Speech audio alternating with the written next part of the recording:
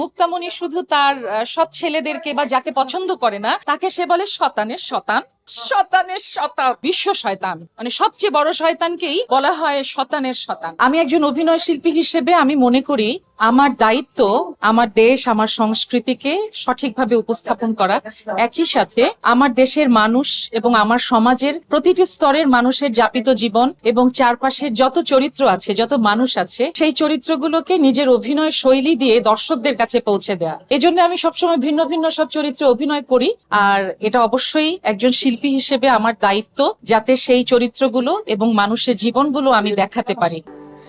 Sandalina so, রূপচর্চায় আভিজাত্য। তো আমার সেই দায়িত্ব আমি করি আমার অভিনয়ের মধ্য দিয়ে, আর আপনারা যখন আমার কাজকে সম্মানিত করেন তখন সেটা হয় আমার সবচেয়ে বড় অর্জন, এবং সম্মানের চেয়ে বড় অর্থপূর্ণ অর্জন একজন শিল্পীর জীবনে আর কিছুই হতে পারে না। প্রত্যেকটি প্রাপ্তি, প্রত্যেকটি অর্জন দায়িত্বকে আরো দ্বিগুণ চারগুণ শতগুণ করে দেয়। তার কারণ হচ্ছে আমি আজকে নমিনেশন পেয়েছি প্রেসার কুকার সিনেমার জন্য, রায়হান রাফির পরিচালনায়। প্রেসার কুকারে যে চরিত্রটিতে আমি অভিনয় করেছি সেই চরিত্রে আমি যতটা সেই চরিত্রের মানুষ হতে পেরেছি, যখন আমি এই চরিত্রের জন্য কোনো একটি সম্মাননা পাই তখন পরবর্তী কাজটায় আমার আরো অনেক বেশি দায়িত্ব বেড়ে যায়, যাতে আমি আরো অনেক বেশি স্ক্রুপিউলাসলি আমার চরিত্রটাকে দর্শকদের কাছে আনতে পারি। এবং সবচেয়ে বড় কথা, আজকে যে মানুষটি আমি আপনাদের সামনে দাঁড়িয়ে আছি, আমি ফারজানা ছবি, ব্যক্তি ছবি, কিন্তু যখন আমি অভিনয় করি এক একটি ভিন্ন ভিন্ন চরিত্রে, তখন আমি সেই চরিত্রের মানুষ।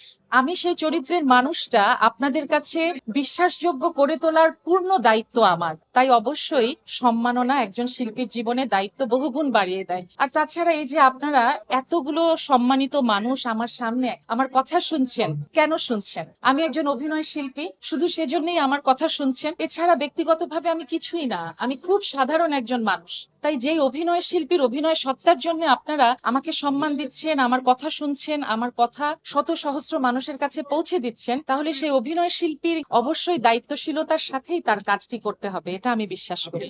অবশ্যই আছে। সবচেয়ে বড় কথা, আমি যখন যেই চরিত্রে অভিনয় করি, আমি সেই চরিত্র যেই ভাষায় কথা বলে আমি খুব যত্ন করে ভাষাটা শিখি, এবং আমি যখন শিখি, আমি যখন সেটা ডেলিবারেট করি, আমাকে আমার দর্শকরা তখন সেই অঞ্চলেরই মানুষ মনে করে। আমি যদি চিটাগনিয়ান কথা বলি, দর্শক বলে আপনার বাড়ি কি চিটাগং? বরিশাল বললে বলে আপনার বাড়ি কি বরিশাল? ঠিক তেমনি আমি যখন নোয়াখালীর কথা বলি, দর্শক বলে কি আপনার বাড়ি নোয়াখালী? আমরা তো জানতাম না। তো এই যে এত ফানির ভিত্তি দিয়ে আপনারা এই হোটেলে, এই অনুষ্ঠানে, আজকে এই পুরস্কার প্রদান অনুষ্ঠানে, অ্যাওয়ার্ড অনুষ্ঠানে আমাদের কাছে আসি গেছেন, সেজন্য আপনাদের কাছে অনেক অনেক কৃতজ্ঞতা।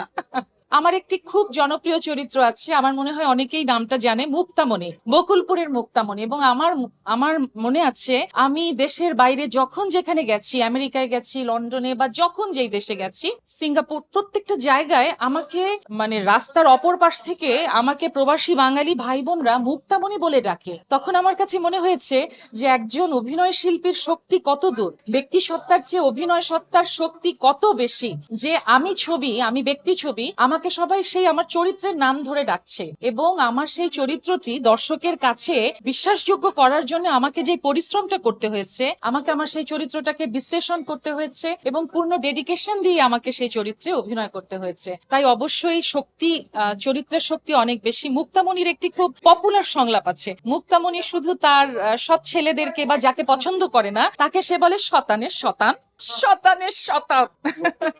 এটা হচ্ছে মুক্তামণি চরিত্রের একটি খুব জনপ্রিয় সংলাপ। এমনও হয়েছে যে বিভিন্ন দেশের মানুষ এবং আমার দর্শকরা আমার কাছে এই সংলাপটি শুনতে চেয়েছেন। তবে এই যে শতানের শতান মানে হচ্ছে যে একেবারে খুব বিশ্ব শয়তান, মানে সবচেয়ে বড় শয়তানকেই বলা হয় শতানের শতান। তো এই যে চরিত্রের সংলাপ মজ্জাগত হয়ে গেছে দর্শকদের, এটা হচ্ছে যে আমি যে অভিনয় করেছি যে চরিত্রে, সেই চরিত্রের প্রাপ্তি। আপনাদের কাছে আমার অনেক কৃতজ্ঞতা যে আপনারাও আমার সেই চরিত্রের কথা মনে রেখেছেন। এবং আমি একটি কাজ করি, যখন একটি চরিত্র খুব জনপ্রিয় হয় আমি ওই ধরনের চরিত্রে পরবর্তীতে সেই চরিত্রটা রিপিট করি না। কারণ হচ্ছে যে সেই চরিত্রটা যেন দর্শকের মনে মস্তিষ্কে থেকে যায়, সেটাই আমার প্রত্যাশা। এবং পরবর্তীতে আমি অন্য চরিত্র এক্সপেরিমেন্ট করি। আগামীতে আমাকে যে চরিত্রগুলোতে দেখবেন, আমার নতুন ছবি আসছে আন্ধার, রায়হান রাফির। প্রেসার কুকারের পরে আমি আন্ধারে কাজ করেছি। আরেকটি নতুন সিনেমা আসছে অনিক বিশ্বাসের শিরোনাম, এবং আশীর্বাদ চলচ্চিত্র থেকে আমার আরেকটি সিনেমা আসছে হঠাৎ বৃষ্টি। এবং প্রত্যেকটি কাজে আমাকে আপনারা ভিন্ন ভিন্ন চরিত্রে দেখবেন। এমনকি ওটিটিতে আমার যে নতুন কাজগুলো আসবে সেখানেও আপনারা আমাকে ভিন্ন কিছু চরিত্রে দেখবেন।